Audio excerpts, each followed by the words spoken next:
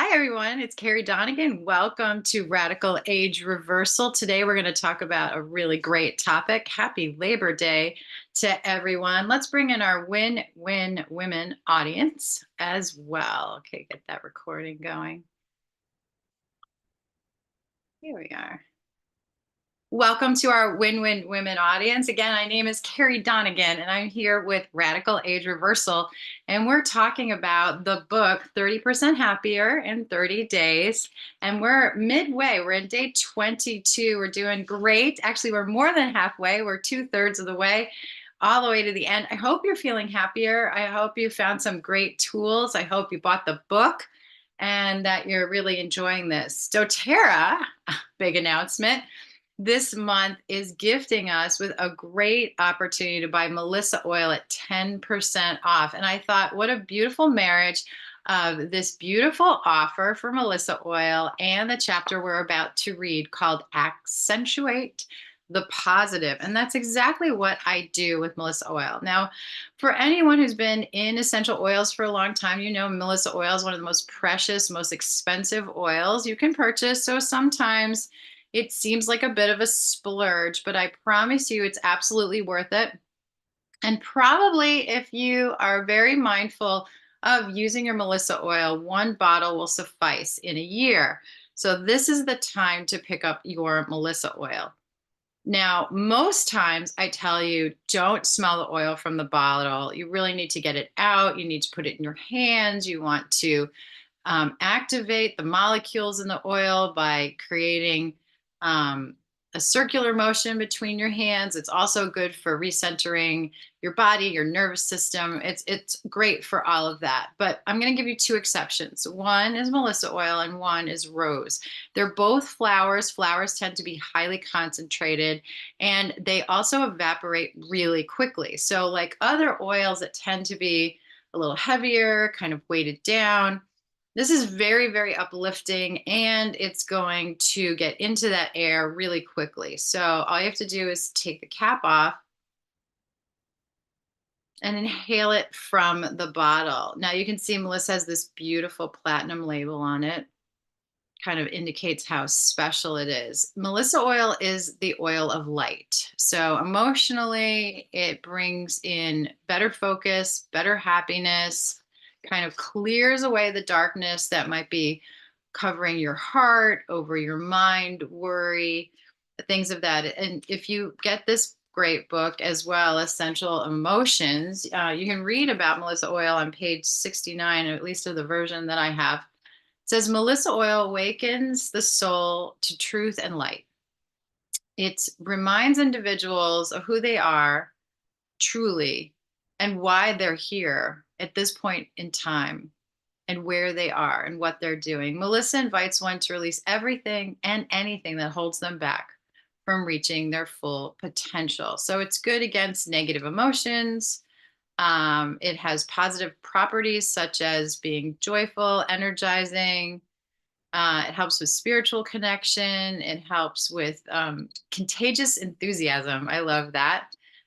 It liberates you. It helps you feel optimistic. And so on this Labor Day, when we have maybe some time to rest, we want to really focus on what brings us joy. And this is also going to help with our longevity. Now, if you can be a little bit more generous with yourself, then I would take the top of the bottle and put your finger on it, turn it over like that, and then just go ahead and give yourself a little dab on both sides of your temples, maybe the back of your ears too. And even if you put it under your nose, it's going to be great. Now, the other way is actually to take a clean thumb and you can put a drop on your thumb and push that to the roof of your mouth. That's going to engage your pituitary gland, which is really important for many body functions, but most importantly, the pituitary gland is going to help with brain function, kind of clarification, helps with focus. Ooh, and that oil is so powerful. It's so potent.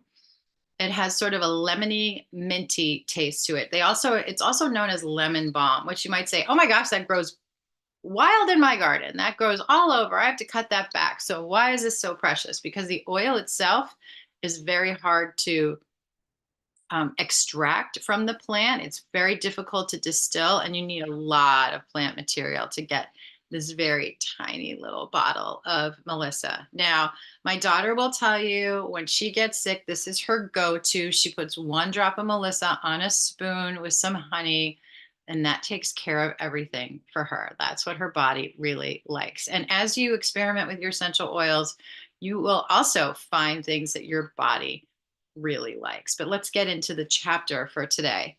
2,000 years ago, he says, Paul told the Philippians to fix your thoughts on what is true, honorable, right, and pure, lovely, and admirable. So, this is a quote from the Bible. Think about things are excellent and worthy of praise. Philippians 4:8. And he was right. There is a tremendous value in focusing on what's right rather on what's wrong, especially when it comes to thinking about yourself. And this doesn't mean ignore problems, by the way. I'm just going to put a little bookmark in this for a second. It means in a bad situation, what can you do? What can you change? What can you flip around? What can you add to? So it's not to say, so for example, I got a text message today from a friend. I don't have my phone with me. And a friend of a friend had a terrible diving accident and broke his back. And we've all been praying for him.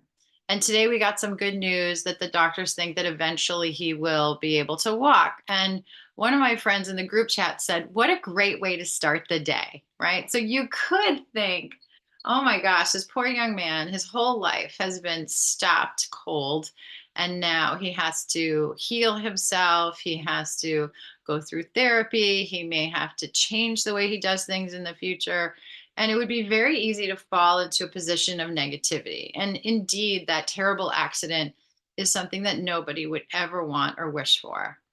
However, the fact that he's showing signs of recovery, the fact that he's moving forward with his therapy, the fact that he's surrounded by people who are praying for him, the fact that he comes from a loving family and he has friends who care enough to surround him with other people who are rooting and cheering him on. All of those are the positive things. It doesn't negate the negative, but it does shift your mind into looking at the things that you can really do that will make a difference and that really matter. And that is where the light is. And I think when you use Melissa oil, it's going to help you get to that point. Just really inhale it, do it a few times, come back to it every 20 minutes. Don't be afraid to use your essential oils as often as you absolutely need them, but you want to get out of that negative talk in your head.